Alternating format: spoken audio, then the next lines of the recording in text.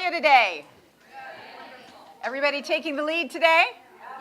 All right. Okay, well, here's what I'd like to ask, and that is, since you are all taking the lead, how about moving down so we don't have empty seats in the front? Because you know, when you're up here on the stage, you really like to see people kind of up to the front. So might be rewards for people who move to the front. Might be. So, I am Gloria Feldt. I'm co-founder and president of Take the Lead, and it is an incredible, exciting, amazing pleasure to welcome you to Take the Lead Day here at the Helen Mills Theater in New York, and welcome to all the people who are watching us on live stream. So you know, the last I looked, we had almost 200 events going on in 17 countries around the world.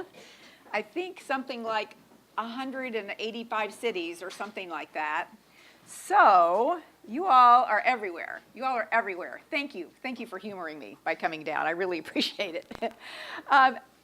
In addition to welcoming you all, I think that you all know that we could not be here today if it were not for some amazing sponsors who have helped us get to where we are today. And I want to particularly thank Dow Jones, who is our presenting sponsor. And you may see, I hope that I want to encourage all of you to participate in a survey that they're doing.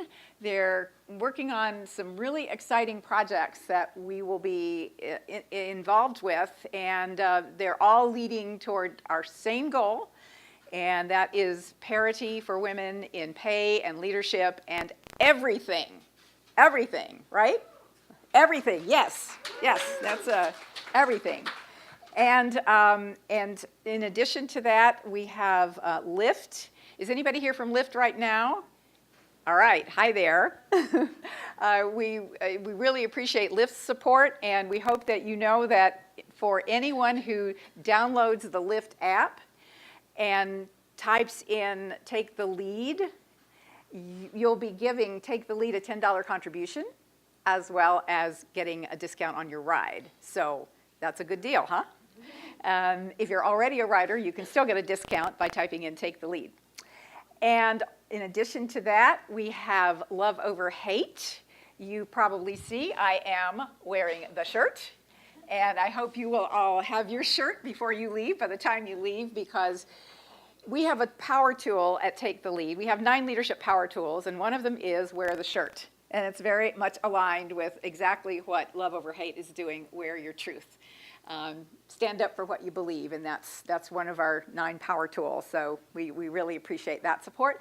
In addition, Love Over Hate is donating all of the profits from the shirt sales for the rest of this year to Take the Lead. So buy a shirt. They're great gifts, all right? Okay, yes, everybody. Ride, Lyft, buy a shirt. What else am I forgetting here?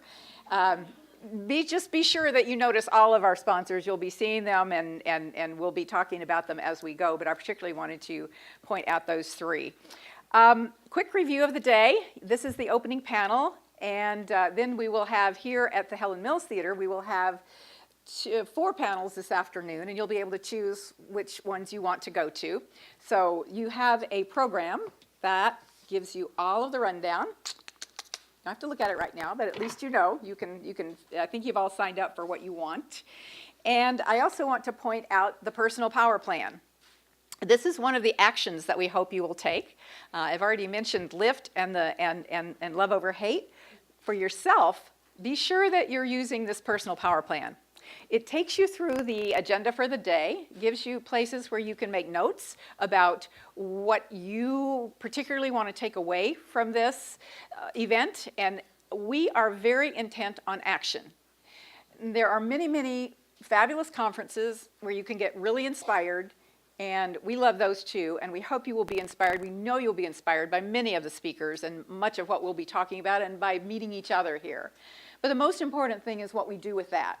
once we have become inspired. And so the goal of this conference is very much focused on taking action, and thus we created this personal power plan for you so that you can take notes on what you're doing, and before you leave, or soon thereafter, you can literally make yourself a plan of action based on what you have learned or insights you have had during the course of this day.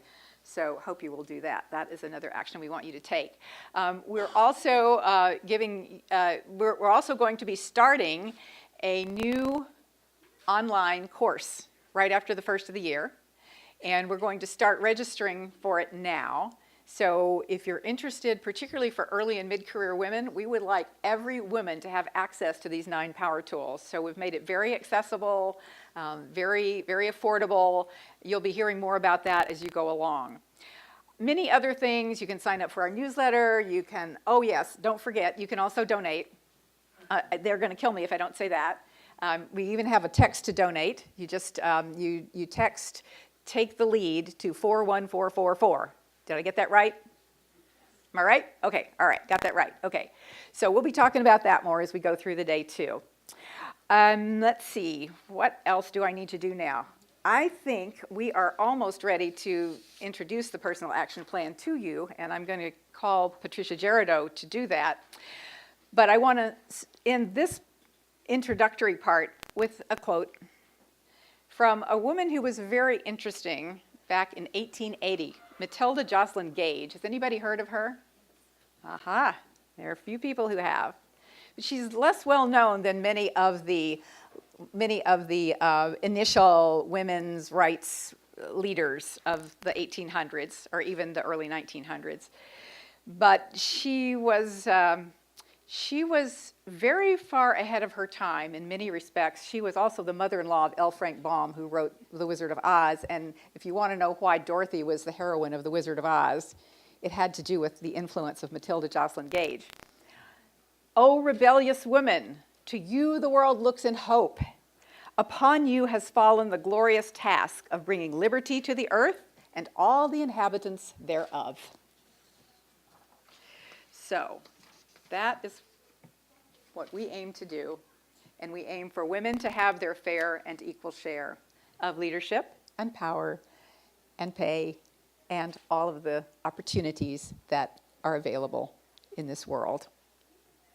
So with that, I would like to introduce one of Take the Lead's leadership ambassadors. And leadership ambassadors are people who have been trained and certified to deliver our 9 leadership power tools training.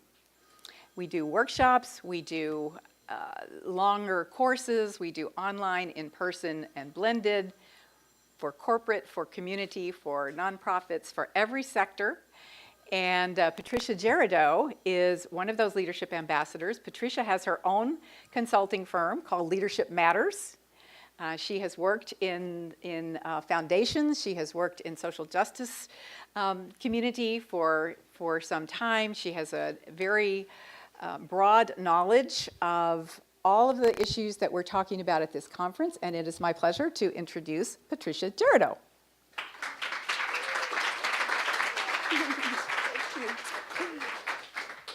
Hello, everyone. Hello. I'm so excited to be here, so excited to be in this full room of people who are committed to making change in their lives and in the lives of all women and building gender parity. So I'm going to speak here, and if you were thinking that Gloria was just talking about the action plan just as a little gimmick, to let you know that we're taking this seriously. So we're going to walk you through actually how you should be thinking about it using the action plan. And we're spending this time, it won't be much time because we have a great panel coming and I'm not going to take up too much time for that. But this is a behavior change that we want all women to start doing, right? All people to start doing. Because as we know, if we don't put our dreams into plans, that they just stay wishes. Right? So we're going to start working on how to make those changes. So if you take out your trusty action plan, you will see that, as Gloria said, we have it broken down, right? So you have already signed up for your workshops and webinars.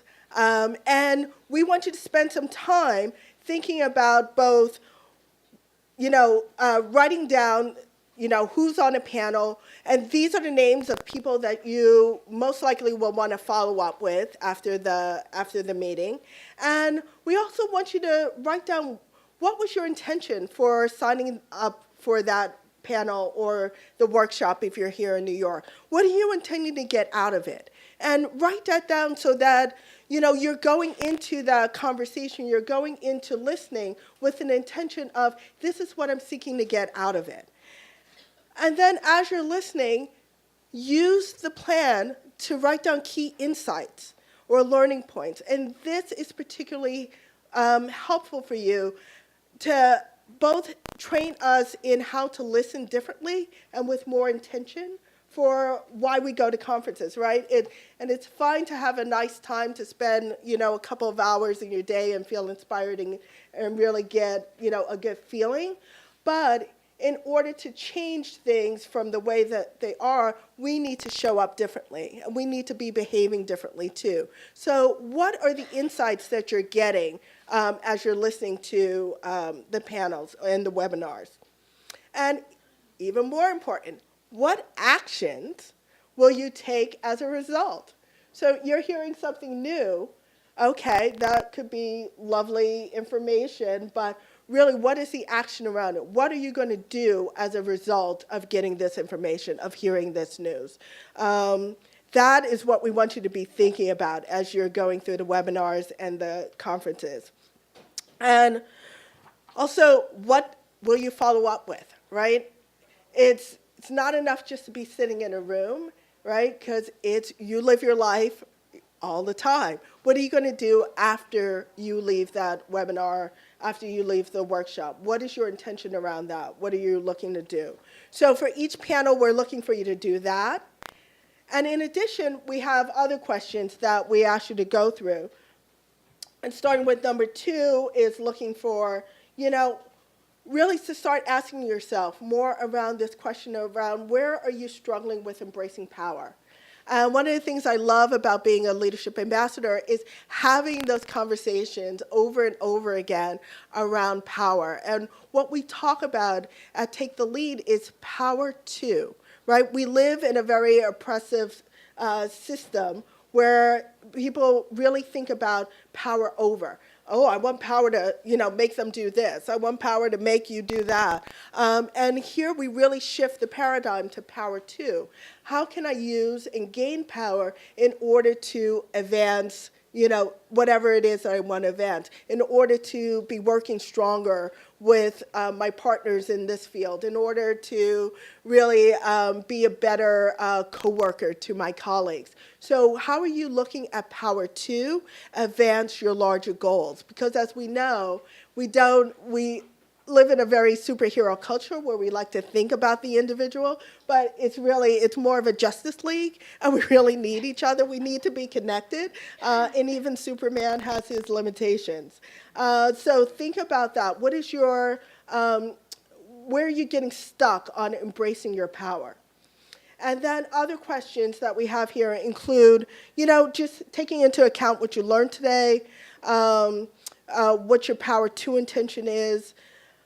Think about the skills also that you need to learn or want to improve upon, and start writing those down, because that also becomes part of your action plan, right? It's, we live in a culture now, we are constantly needing to learn and grow.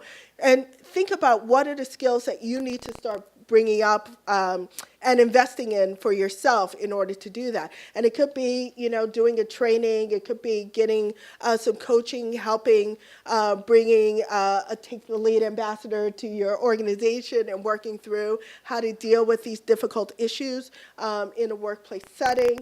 So think about that. What are the actions or skills that you need to be thinking about? And then, since we're at time, I want us to really look at number 7, which is how will you hold yourself accountable for this goal?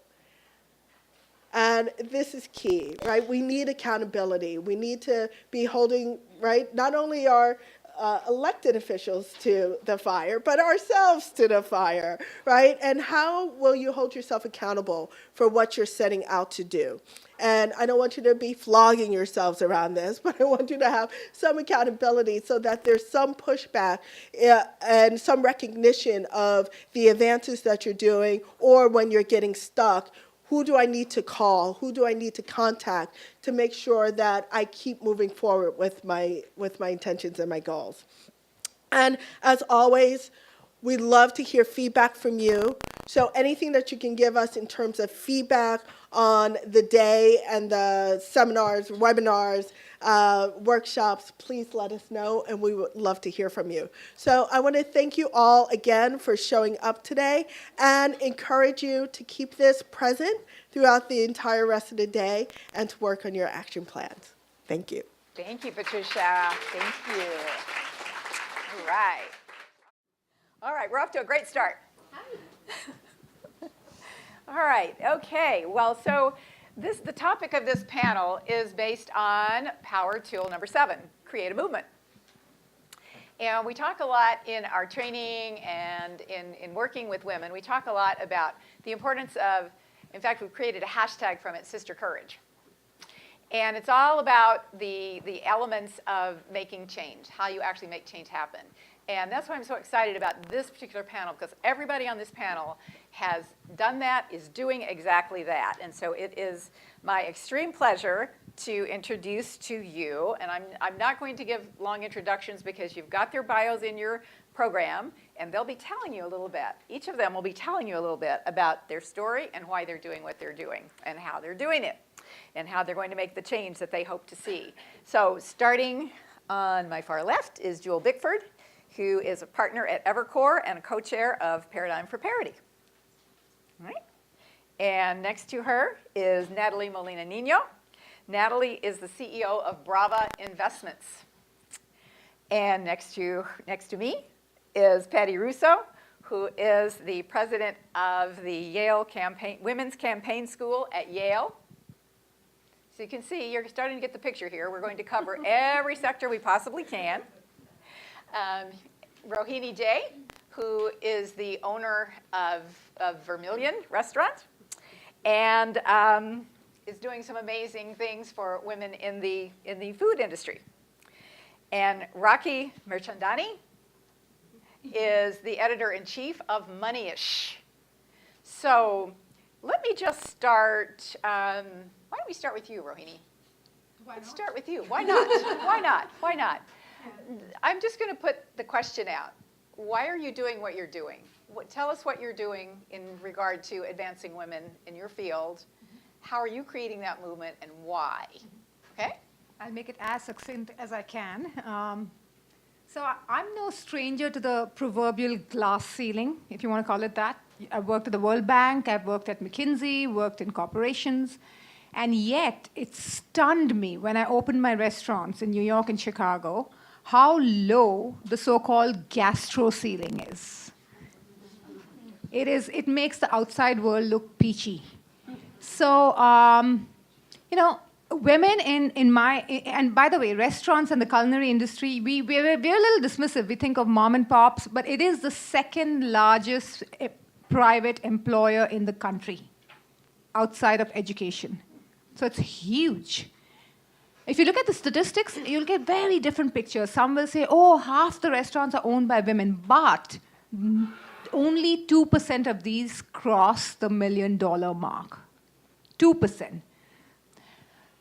If you look at other statistics, only 7% of women are leading executive chefs. My goal is to take women out of what I call the pink cage, which is pastry. So if I meet women who say, oh, I love culinary and I want to be a pastry chef, see me. I want to get them out of that pink cage, out of the kitchen, into owning the kitchen. That's the mission. And so after a good 8 to 10 years in the industry, partnered with the James Beard Foundation, of which I'm a trustee, and set up a system where we have over 50 restaurateurs over the last 3-4 years back us. They take women into their organizations for 8 months to 1 year and give them an executive boot camp training. It's called the Women in Culinary Leadership Program. One of our mentees, Jasmine, is sitting right there. Founded this. We've run it for 50 with these 50 mentors over the 4 years. The goal being to get women accelerated very quickly. And now we've taken it to the next level where we've launched a women's entrepreneurship program. And so it's about awareness, events, leadership, scale, and entrepreneurship. That's my passion. Fabulous. Thank you. Jewelle, tell us about Paradigm for Parity. Well, you asked me how I started it. The honest answer would be I just couldn't stand it anymore. Women are underrepresented in the corporate world, and they're drastically underrepresented at the top, what we call the C-suite or the executive committee. And they have very few statistically line positions. So the deck is stacked against them because to become a CEO, you have to have usually come up through the line. It's very rare that you can be a CEO without that experience. And for Black men and women, it's far worse. I only know of 3 CEOs in the Fortune 1000 that are Black: Merck, American Express, and now Ursula Burns has left Xerox. So it's a really bad situation, and I'm just not willing to put up with it anymore. I've been in the establishment world my whole life. I was the only female partner at the Rothschilds for 16 years in the United States. There was one in China. She was Deng's niece, and 2 in France. But it was not what I would call a gender-friendly situation, although I loved working for the Rothschilds. And I started at the Council on Foreign Relations, Women in U.S. Foreign Policy, and I could go on and on. So I have been used to being in an all-male world. And when I took a look at the statistics in June of 2015, we had not made any progress from 2000 to 2015, 0. And it didn't matter what industry you were in. I have a daughter in the film industry whose movie has won 4 Academy Awards, Traffic. And she tells me it's just as bad, and now we're seeing that come out in about the sexual harassment. So at some point you just say enough. And I called 2 very wonderful women who were in a position of power also. One was Ellen Kuhlman, who was the CEO of DuPont, and the other was Ronnie Hagen, who was the CEO of Polymer. And I said, ladies, if we don't solve this as women, it's never going to be solved. So let's get together and let's figure out how we do it. So we went to an off-site and chose a place where we knew people could not fly in and out and so on and be on their BlackBerry or Samsung, because that's what busy executives do. You had to really make a commitment to this weekend. And we sat down and we realized that what was really missing was a action item that you could give to a CEO who really cared and wanted to solve this problem. And we put the 5 points together, and they have to be implemented concurrently, all at once. There's nothing magical about them except the synergy that occurs when you do all 5 at once. And we went public in December of last year. We're on our way to signing up 70 major corporations. We wanted to have 80 by the end of the year. I think we'll be a little short, but I mean, we're talking Accenture, ADP, SAP, McKinsey, Walmart. We really are determined to move the needle. Fantastic. Thank you. Nathalie, how about you? Sure. So Brava Investments was started largely from my experience of not wanting to take it anymore either. Probably a consistent theme, I would imagine. So my background is tech, deep tech, computational linguistics, machine learning, natural language programming.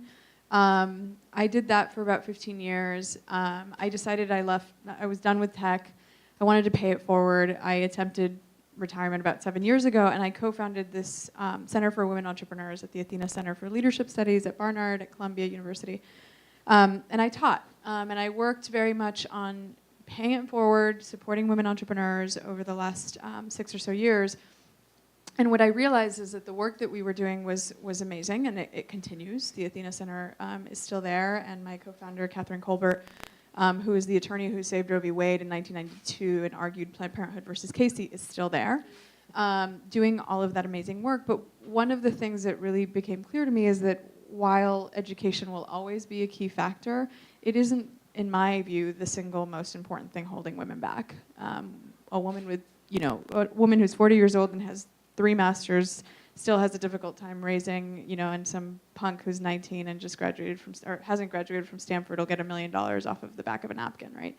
So education is not the #1 hindrance, and it became very clear to me after working with hundreds of women and investing in some and then stepping in some cases with some of my favorite companies and helping them out, is that it was capital. And so I started Brava very much in response to that. And what I did is I looked at the overall space. I have the benefit of some hindsight of being able to build on the shoulders of a lot of other people's great work. And so by the time I entered the space a year ago when we launched Brava, there were already a number of gender lens investment firms and funds. And so I looked at what they were doing, and I looked at where I could add and where I could contribute. And I realized that there were a couple of key holes in the market. And one of them is similar to the executive situation in that it's true that we have, depending on what study you look at, single-digit percentages of venture capital going to women. But what isn't discussed is that 0.1% of that goes to women of color. And so that was a problem that I saw. If I looked at even just my colleagues that were focused on investing in women, they're still only investing in white women. And that's a problem that I absolutely needed to fix as a Latina. Super important to me. And then the second thing that I was seeing is that the core business model, and I think this is an important one, and my model isn't in competition to this, I hope that it's complementary to this, is that everybody in the space that I saw was focusing on women founders. And while that's important, and while the C-suite, as somebody in the C-suite, is incredibly important to me, most women aren't going to be in the C-suite, and most women, are elsewhere in their careers and choose that, or by virtue of just circumstance, that will be their existence, and we have to think about investing in them. And so Brava, the thesis is focused on investing in all women, meaning that where another firm might invest in, say, the next Tory Burch or the next Sarah Blakely, which is fine, those are great companies. They might not even take a meeting with some guy who cured breast cancer, right? Because it's not a woman-led business. If you have urgency and you really need to, and you have a desire to help women in the here and in the now, I think we need to be investing in the dude who cured breast cancer. And so my company is less focused on who's in leadership and more focused on who is being impacted. And if it's disproportionately women, and if it's large scale, then I want to invest in them. Thank you. Let's go to you, Raakhee. Let's continue the discussion of money here. Yes, so the question is why, and it's probably the same reason, the same answer that you guys have sitting in there. Why? It's participation, right? And that's how Moneyish was born. I'm a longtime journalist, former Daily News managing editor, New York Post columnist, and that's what I did. I played in the girl space for a long time. I wrote features, I covered fashion, I played with makeup in a fashion closet. It's a great life, but there is more. And there is more out there in this journalism world for me. And so I quit my job at the Daily News, and I now, I showed up at Dow Jones for an interview, and it was supposed to be maybe a half an hour. It turned into 2.5 hours, and 4 people walked in, and Moneyish was born. It was a business that didn't exist there. It was a business that I helped launch there and I helped create there. And it was why? Well, we don't really talk to women about money. We certainly, when we talk to, or if we do talk to women about money, it's very like, how about spending? How about saving? Have you saved enough today? Have you saved enough today? Like, did you negotiate your first salary? Are you about to negotiate another one? Here are the words you need to use. Did something happen at work? Have you been a victim of harassment at work? Here are the 5 things you need to do. It's action, right? So money, work, that's the space we play in, and we're talking to all women. So first job, all the way on up. So that's what we do. Fantastic. Thank you. And then it all comes down to politics. Exactly. We need more of us in leadership, ladies. That's why you're all here. This is the surprise. You're all running for office by the end of the day. That's the goal. That is the goal. So in 1992, it was the year of the woman. Some of you are old enough to remember 1992 as the year of the woman. Every 20 years, we get our own year. We cycle out. Those days are over, okay? So in 1992, there were an inordinate number of women across the country, Democrats and Republicans, running for Congress and the Senate. So I was feeling pretty good. I was working on many of these races in Connecticut. Many of those women ran and won that year. So we were kind of smug, and we thought, wow, we have broken that glass ceiling. Nowhere to go but up. Until 1993. And it happened to be what I affectionately refer to as the fat-ass white boy show. There were no women running. What happened? So a small and mighty group of women from Connecticut, including our rock star Congresswoman, Rosa DeLauro, who says no to Rosa? No one who's smart. And a wonderful former Congresswoman on the Republican side, Nancy Johnson, got a group together and said, we think we need a campaign school for women because there are challenges that women face that men don't even have to think about. So we worked, we put our proposal together, and we marched on over to the Yale Law School. And they said, we'll give you 1 year. That was 24 years ago, right? We graduated our first class in 1984. We're back the week of June 11th at the law school. Some of our fabulous graduates are U.S. Senator Kirsten Gillibrand, right here from New York, former Congresswoman Gabby Gifford, who was also on our board for many years, and current Congresswoman from Connecticut, Elizabeth Esty. So our program is nonpartisan, issue neutral, and Carrie Jean Joby, my rock star board member. Thank you, Gloria. So our program is nonpartisan, issue neutral. It's for women who are interested in running for public office, as well as campaign management, because when you think of campaign managers, who do you think of on the national? Right? 2. Not enough. We're 51% of the population. So in November, as a result of the election results in 2016, and then the Global Women's March. How many of you marched? Somewhere. Okay. We started getting calls and emails the day after, and they went something like this. Hi, I'm Gina from Ohio. I'm mad. I want to run. I was so excited to return those phone calls. I was out of my mind. I started returning the phone calls. Hey, Gina, I'm so happy you called. I'm mad. I want to run. When's your next session? I want to come. I said, where are you registered to vote in Ohio? Oh, I'm not registered. You're not registered to vote, but you think you're running for public office. I'm going to save you the $65 application fee. I'm going to tell you where you're registered to vote, and I'm going to help you launch your political career. That was 1/3 of the women who called us after the march. The next third, of course I'm registered to vote. Oh no, I didn't vote on election day. You know, the 2 candidates, they were so similar, I couldn't decide. But I'm mad now, and I want to run. You're not running.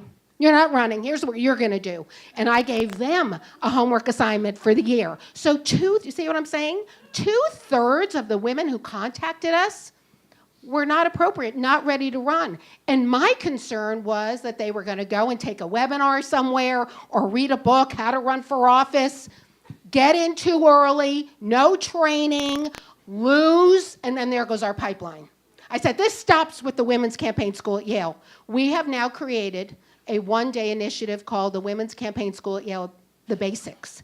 And it's for women who have a newly discovered passion for politics, yet need the foundation and the skills to run an effective, successful campaign. Our goal is to take our show on the road and to lead 20 of these 1-day trainings throughout the country. Oh, all right. I want to see you all there somewhere. I'm so glad she went last. I feel like I need a cigarette.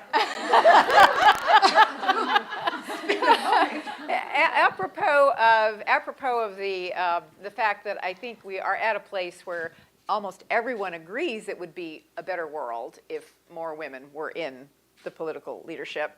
I do want to say that it has been declared Take the Lead Day by Governor Doug Ducey in Arizona. You can't get a lot redder than that.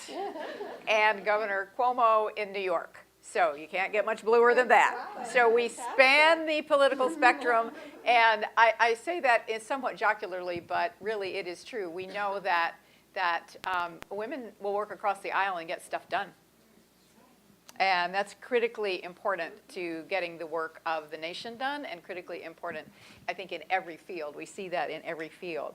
So thank you all for this incredible array of creating movements. I think we should take one moment and applaud all of the action.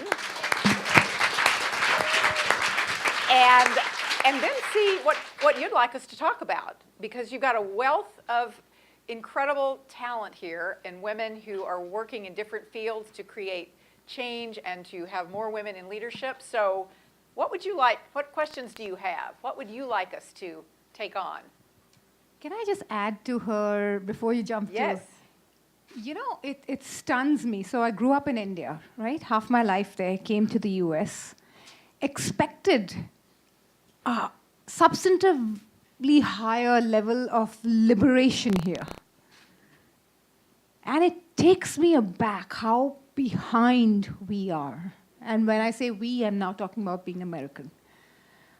The US ranks 45th on women's empowerment globally.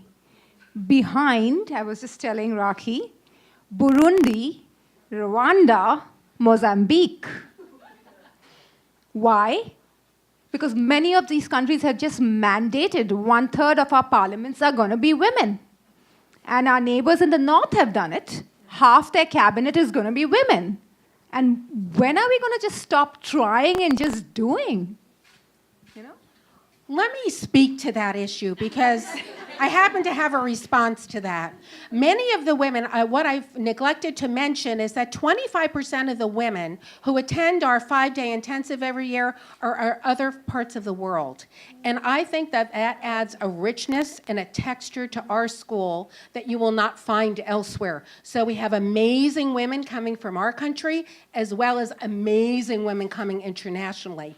Many of the women who are from these countries who are benefiting from quotas say to me, you know, Patty, I'm happy that I'm there. I have a seat at the table. However, 9 times out of 10, the men are determining the women that are getting those seats. Right. So they don't just have 1 vote, ladies. They've got 10 sometimes, 15, because these women feel that they are, that they owe this gentleman for the seat at the table.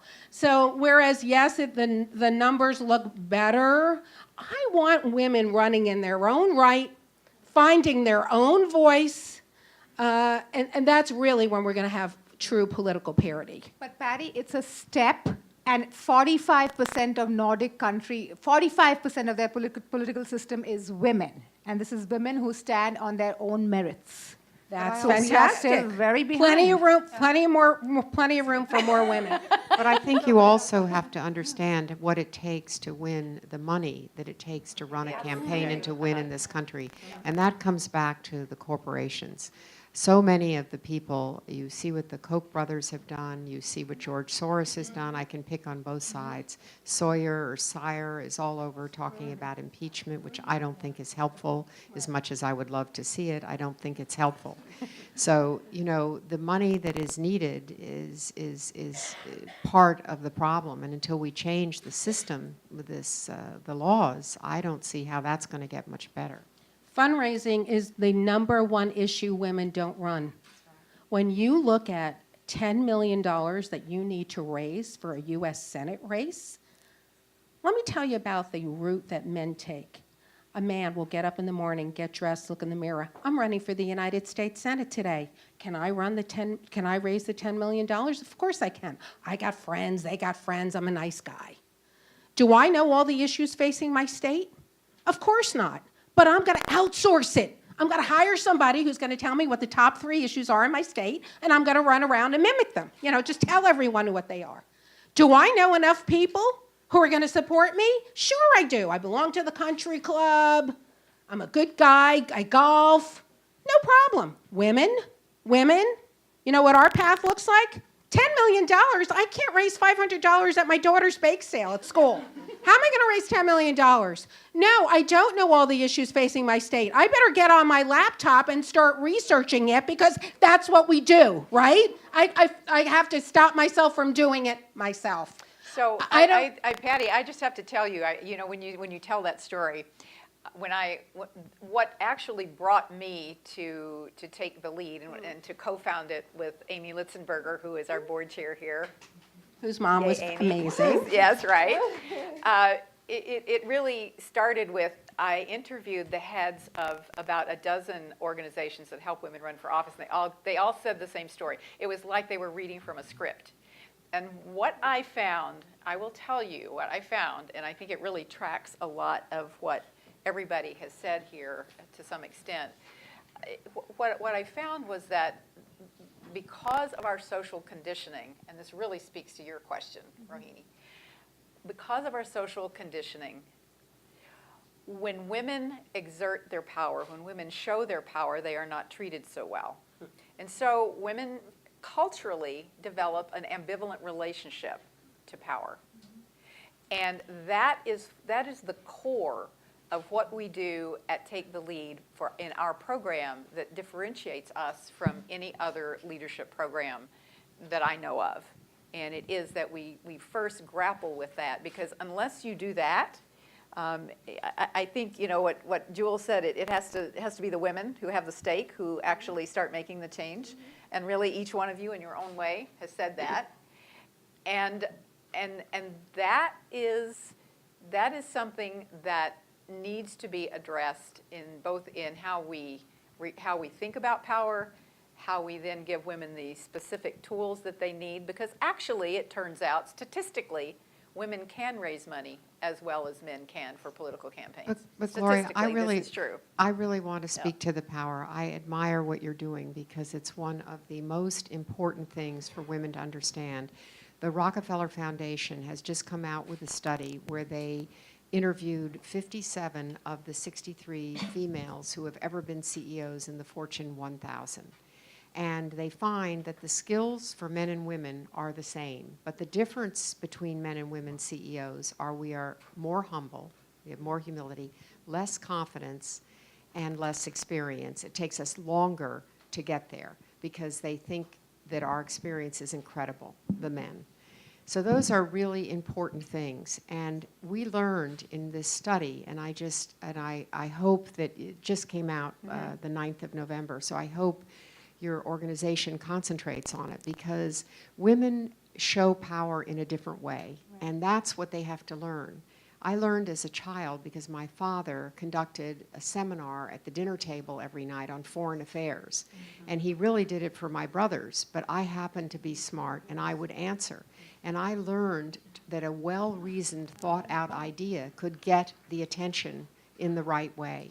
And this is something where women are very reticent, and that is a power that is very important for us. So I offer that because this study is brand new, and it's really worth reading and thinking about how we develop our own form of power. Thank you. I see it on the entrepreneurship side, and to maybe drive it home in practical sort of day-to-day realities. I worked and I stepped in with a friend of mine named Nellie Galan, wrote a book called Selfmade. I almost lost it for a second there. It was like a blur of a year. But the reason that the book is called Selfmade, and it's a book that's designed for women entrepreneurs, and not the reason the word startup and the word entrepreneurship is not really anywhere in the book, in the title I should say, is because we cooperated with a sponsor, and that was Coca-Cola, and we had access to all of their insane research. And what we found is that if you say the word entrepreneurship, women, again, it's a word that maybe is equated, I think, with power, right? Women tend to not self-identify. And so they'll say, yeah, I'm not really an entrepreneur. I mean, yeah, I clean houses and I have 7, houses that I clean, but I wouldn't consider myself the CEO of a, house cleaning business or a janitorial business. I don't see myself as an entrepreneur. But if you say, are you self-made, then you have women across the spectrum, small business, large business, all over. Yeah, I'm self-made. And so that was the purpose of that title. We had to sort of Trojan horse it, because if you put startup or entrepreneurship in the cover, the studies were showing us that we were going to see less sales. The same thing is true with a friend of mine who is the producer for the Skoll World Forum. She is a producer. She does not call herself an event planner, because women tend to call themselves event planners and men tend to call themselves producers of events. And guess who makes 30% more money? Producers of events. It's the same damn job, but men embrace the more powerful terminology and call themselves producers, and women call themselves event planners that people, think of as, strictly speaking, I don't know, bar mitzvahs and weddings, which, you could even still make more money doing bar mitzvahs and weddings, but you're producing them, right? And so there's something about that everyday terminology and opting for the less powerful one, right, that I see on the entrepreneurship side all the time. So yeah, all of these are learnable, teachable skills, which is the good news, right? So questions, thoughts, comments? I see a question back at the back. Who's going to take a microphone back there to help this person? I will. Well, all right, there you go. You can shout. We can probably hear you, but we'll, yeah, there you go. We just named a new Oprah here, so that's good. Hi. Well, first, I'm really inspired by all of your guys' backgrounds, and I had a question for all of you. What's your name? Oh, my name is Lizzie. Lizzie what? Lizzie Azrin. Because that's one of the things that women tend to do, and I found myself doing it even earlier today. Hi, I'm Gloria. Whereas typically a man will say, hi, I'm Gloria Feldt, or well, not Gloria Feldt, but you know what I mean. You get the idea. Yeah. Go ahead, sorry. So I guess that actually touches on my question of, I know, Jewelle, you mentioned the Rockefeller statistics on women leaders, and how do you guys stay confident within work, especially as a woman? It's easy for us to get brought down or just not feel as confident as men or think like how they do Great in question. politics. How do you stay confident? And let's do a quick around, just like a Raakhee. How do you I'll do give it? you a quick one because it's something I do in every job that I take. I get there, I look around, and I figure out the women, a couple of them, I want to get where she is. Find her, email her, have lunch with her, have coffee with her. How did you get to where you are? How does it work here? Will you be my partner here? They never say no. I've had it at the company now. I've had it at every company I've worked for before. It gives you great confidence to know that people have done it before you, women have done it before you, and they're going to help you too. So. Do you have one? I think it's very important to self-inflate yourself. Unfortunately, that is the reality of our culture. You have to learn the art of bullshitting. You have to learn how to fake it. Yes. And just stop diminishing. I mean, just try it. Because if we have this natural tendency, and I used to do it. I used to, hunker down and do good work and hope that the world would stop by and notice. Never happened. So there was an epiphany, and I woke up perhaps 8-9 years ago and decided aggressive networking. And I think the women's networks I belong to are incredible. Women's Forum of New York, the Chicago network, and aggressive being my biggest own self-advocate. How do you do that? Okay, can you give a specific example of how you advocate for yourself? I will ask until I'm told to F-O. I will not take a no. And I'm told that quite often, 9 out of 10 times. But hey, if you don't ask, you won't get. Hot tip for the day. Patty, Please don't tweet that. I stay in my fabulous lane. I stay in my lane. It's a big lane. I don't compare myself to others because when you compare yourself to others, what happens? You're the loser. You're not the loser. You're amazing. So that helps me tremendously. And when people say no to me, I just move on to someone who's worthy of working with me. All right. We need to bottle whatever she's having. I have one very anecdotal thing, and then I have one sort of broader thing. The anecdotal thing is a woman who works with me, and she's a big supporter of Brava, is the head of the moonshot team at Google X. And she told me a story of a colleague who had built an entire system only to have a new guy who had just been brought into the company come into the first week and explain the thing that she had built to her. But what she did is she sort of tried to point out at the beginning, like, yeah, I built it, yep. And the guy just, continued. And so she just decided to take this tact of saying, yep, that's correct. And so every time that he said, yep, you got it right, that's correct. That's correct. And she just kept doing it again and again, and finally got through to the guy, and he realized, so you know all this stuff. And for whatever reason, it took an entire meeting for him to figure it out. But it's an interesting strategy that I'm starting to use in other environments where I'm like, yep, you got that right. That is correct. The other thing is I know my demons. I know that the little voice, on this side of my head that is saying, you're not good at this, you don't belong here. Those little voices for me tend to come up whenever I'm starting things. For whatever reason, it's just my demon is that I'm really good at starting things, but I'm also really critical of myself when I'm starting things. One of my favorite mentors, she was a world-renowned opera singer, once said to me, you are the source of your own supply. And for whatever reason, that phrase, you are the source of your own supply, became a mantra for me. And so I have not figured out the way to get rid of that little voice that tells me I'm not worthy, but I have made peace with the idea that when I hear it, I start to repeat my mantra, you are the source of your own supply, to the point where it really is like a Buddhist mantra that I just say again and again and again. And it's become almost like a muscle memory and something that triggers whenever I hear that little voice, and it helps me get through. Oh dear. If I were honest, I would say that I am so old now that I don't have that voice inside me that says I'm not adequate. But I do have circumstances in which I sometimes will find myself where I don't feel that I'm the best person for that job or so on.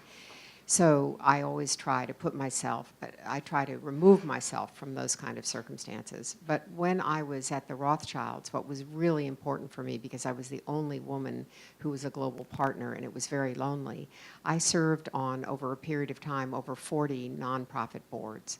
And for me, that was really, took away the loneliness, because I could talk to my girlfriends. I could be in my office on a conference call because we'd be having a board meeting, or I could do whatever I wanted. And it looked like I was at official work, and I was really doing other work when I could find the time. And it was such a wonderful network. And those women and men were very, very supportive. So that's the way I handled it. Great advice. Question? More questions? Here's a question. 2 questions. Here we go. Maybe while we wait for the mic, the one thing that I see as a connecting thread is Sure. alliances, right? Alliances, And not yes. siloing ourselves. Sister courage. Hashtag sister courage. Hi, my name is Alethea Cheng Fitzpatrick. Thank you so much for being here today. I really appreciate, I wish I didn't have to call this out, but I really appreciate the racial diversity that we see here today, and that a few of the panelists have commented also on the challenges that women of color face. One of the things, and I recommend to everyone, I've been recommending it to everyone, this is an amazing podcast called Seeing White that talks about the history of race and white supremacy in this country and how it's baked into the very foundation of this country. And what I am coming to see is that they're really connected, that patriarchy and white supremacy need to be dismantled together. And if we even look at, the sexual harassment cases that are coming up, and, no one, although that's a gender issue, most of these men, not all of them, but most of these men are white men, and that plays a factor. So I'm just interested to hear from the panel what your perspective on this is, and the ways in which you're addressing sort of patriarchy and white supremacy together. And whether you agree, I may, whether you agree that those are connected, and what you're doing in terms of addressing that. Thank you. Somebody want to take that? I'm happy to specifically? start. Okay. When I launched Brava, my anchor investor, and also sort of the company that's incubating me, is a company that was founded by Howard Buffett. This is Warren Buffett's grandson, Todd Morley, who started Guggenheim Partners, and then another guy named Trevor Nielsen, who's one of the architects of the Gates Foundation, 3 white men. And there was a reporter that decided to write a piece, didn't name names, but it was the week that I launched. It said that she just read about a new investment platform that purports to support women, and yet it had these white male partners. And I wish the reporter had called me, because I would have explained it to her on or off the record. Off the record, the story that my friends described my thesis to be is, I have the you broke it, you fix it strategy, which is, white men do not get to play on the sidelines on this. We have a problem. They have the power, they have the capital, they have the influence.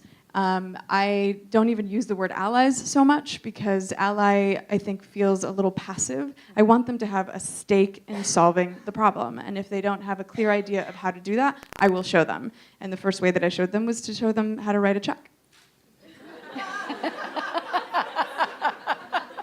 You gave them the opportunity. Yes. Excellent, excellent. Yes. Well, I want to thank you all for a fantastic and diverse conversation. I'm very happy to be here with Gloria, who I can call my inspiration and a great friend. I wanted to talk about diversity that you talk about. I came from a former Yugoslavia. I am a concert pianist and composer, and I'm supposed to be here with a piano in the evening, but we could not bring piano to the stage.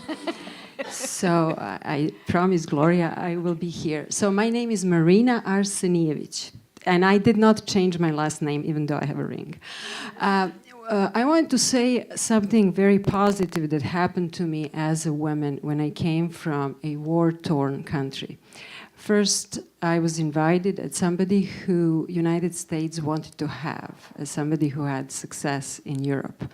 When I came here, I got the opportunity to do a PBS show with West Point Glee Club, a band with part of New York Philharmonic. I was woman, I was not a US citizen. I still hold, at that time, Serbian passport. West Point cadets embraced me. I was their leader. I created a program, Unity Through Diversity, emphasizing the strength in diversity, as West Point has 30% women among their cadet corps. We have a show now, I got Emmy nomination, we have still show on the air. So there is something that I have not been able to do in my own country, to promote diversity from Gershwin through Franz Liszt to Bohemian Rhapsody to all my music inspired by the conflict in the Balkans that now we see everywhere else. It started in the Balkans between Muslim and Christian, even though we were raised communist at the time, but the religion became a factor. So I have to tell you that my view of United States was pretty liberating. I was able to conclude a mission that I started somewhere else, where I would be killed, because I combined Muslim and Christian melodies and rhythms to show our common humanity. And today, I can say that I feel very free as a woman in the United States. So I understand what you're talking as a politician, and I think that one thing is being demanded to do, to have 50% women in some parliament. The other thing is what the United States do to liberate the woman, to do it themselves. So it's two different stories. I think here you can do it if you have not only credentials but also self-confidence. Self-confidence is very important. So I just wanted to comment on everything that, from my perspective, my story, and that's why I think America is a special place for all of us who want to come to the United States. It's very interesting to hear that perspective. It made me think about, do you all know who Leigh McVowie is? Nobel Prize winner. She was the woman who essentially got rid of the civil war in Liberia and paved the way for the first female president of a country in Africa. And I have been in a room with her several times where she simply looked out around at all of us and said, "Why are American women not more angry? Why are you not more angry?" And I guess I'm getting the time's up now. It's telling us like a whole bunch of times that time's up. So unfortunately, we're going to have to end a conversation that I know we could take for quite a long time. But it's helpful to know the different perspectives. It's helpful to know that there are so many efforts that are going on now, it's helpful to know that anyone who really wants to make change can do so by linking up with whichever one of these amazing women is involved in the area that you want to change. And if you don't see that person on this stage, then, well, take the lead. Go create it yourself. You can do that. So I'd like to wrap this up by giving everyone, maybe if you can take 10 seconds to give one action that you would like to see any woman take to advance herself and help lead all of us to gender parity, to Powertopia, where there is parity in leadership and every other way. Raakhee, what about you? This is what I do, because I find partners. That's what I said to you earlier, too. So look around, see where you want to go, and find someone who's also going there or who's already almost there, and partner with them. How did you get here? How can you help me? How can I help you? That's How can I help you? That's a key question. Yes. Rohini. Big question. I'm going to keep my lens to entrepreneurship. I will say number one, financial literacy. Everyone, and including the chefs, have to know how to read a profit and loss statement, invested capital, P&L. P&L is profit balance sheet. So financial literacy. Number two is leverage. You have to raise external capital if you want to be a business. You cannot run on personal savings or friends and family. Number three is scale. Aim big. It is not a dirty thing to do. Thank you. Patty. Well, I think that patriarchy is unconsciousness, okay? That's what I think it is. And our way of dealing with it is raising the level of women's consciousness, and that's what we do every day when we're training more women to run for public office. Those of you who say you're not political, you are political. You better get political. Everything in life is political. Raise your hand. Do one thing. Get out of your comfort zone. Join us. It's fun out here. Damn, I'm following her again. I would just add one thing that when you say raise outside capital and leverage, I 100% agree, but I would just put out there that doesn't mean venture capital. That could mean debt. That could mean all sorts of different things. Please don't buy into this idea that venture capital is the end-all be-all. From the venture capitalist in the room. I would say that my answer would be become a co-conspirator and train other people to be co-conspirators. And that message is unapologetically, for me, after the last elections, geared towards white women in America. 53% of them voted for the person that's currently in the White House. And to me, what that means is we have work to do. We have work to do as my, co-conspirator white women to help your sisters of color. And then we, as women of color, also have work to do, which I know is exhausting and unfair, but still, we have work to do to train our co-conspirators to be good and educated and thoughtful co-conspirators. I would like to echo the theme of financial literacy. The feminization of poverty is getting worse, not better, given what Congress is planning to do. And the idea that you could live off Social Security now, let alone what its value will be when these young people, all of you look so young to me, retire or need to retire, I just think financial literacy is extremely important. And that isn't just reading a balance sheet, it's understanding a portfolio or what to invest in. I mean, that is my big passion at work. And I really, as a cautionary tale, plead with all of you to think a lot about that while you're young so you still have options. There's nothing worse than to see an older person who's run out of money before their time. Well, I want to thank everyone on this panel and put a wrapper on it with a little bit of good news and my piece of advice, which is that women are now earning almost 2/3 of the college degrees and have been for about 20 years. Women buy almost 85% of the consumer goods and products. So we have the power of the purse. We are the majority, 51%. We actually do cast, percentage-wise, more votes than men. What is it, 54%, something like that of the votes? So we have the power in our hands. But power unused is power useless.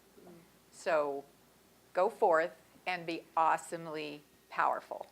Thank you. Thank you, Gloria. Thank you.